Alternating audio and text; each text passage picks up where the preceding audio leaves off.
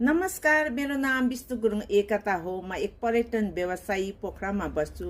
आज यहाँ म राष्ट्रिय स्वतन्त्र पार्टी अरू दलभन्दा किन फरक छ भन्ने कुरा प्रस्तुत गर्दैछु। एक आवश्यक ठानी कृपया यो पुरा भिडियो हेरिदिनु होला, किनभने यो देश परिवर्तनको यात्रा हामी सबैको साझा सपना हो र देश बनाउने हामी सबैको एउटा कर्तव्य पनि हो।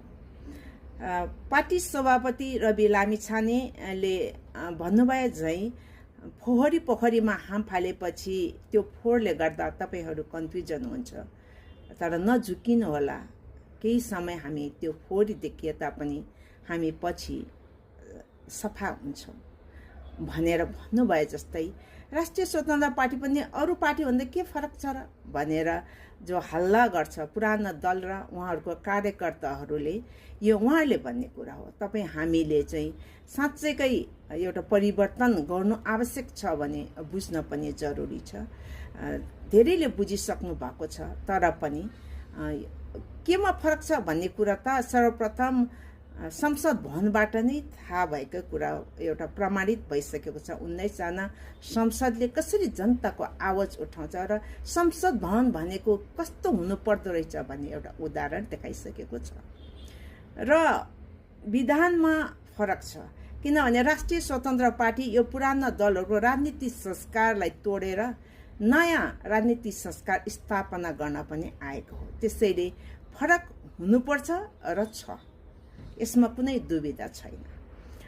पहिलो कुरा, राष्ट्रिय स्वतन्त्र पार्टीको टिके प्रथा छैन। जनताको सेवा गरेर राजनीति गर्ने हो, नेताको चाप्लुसी गरेर होइन भन्छ। प्री इलेक्सन जितेर मात्रै त्यहाँको क्यान्डिडेट बन्न पाउँछ, जनतालाई सेवा गर्नुपर्छ। त्यसपछि 2 अवधिभन्दा बढी एउटा पदमा कोही पनि बस्न पाउँदैन, इभन सभापति रवि लामिछाने पनि। Right to recall, right to reject को प्रावधान छ, कसरी विगतमा कसरी कारबाही गर्यो भन्ने कुरा। जसले गल्ती गर्छ त्यसलाई त्यसरी कारबाही गर्छ। त्यसपछि भातृ सङ्गठन छैन, यसको यो विभाग छ, आयोग छ, यो डिफ्रेन्ट कुरा हो। यो नीति नै डिफ्रेन्ट छ, तपाईँहरूले वेबसाइटमा गएर हेर्नुभयो भने थाहा हुन्छ। त्यसपछि परिवारवाद निषेध छ, एउटै परिवारका सदस्यहरू एउटै पदमा उठ्न पाउँदैन।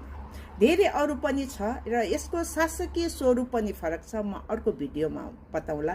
आजलाई म यति भन्दै तपाईँहरूले यो कुरा सुनिदिनु भयो, भिडियो सुनिदिनु भयो र बुझिदिनु हुन्छ होला भन्ने म पूर्ण आशाका सहित अहिलेलाई बिदा हुन्छु।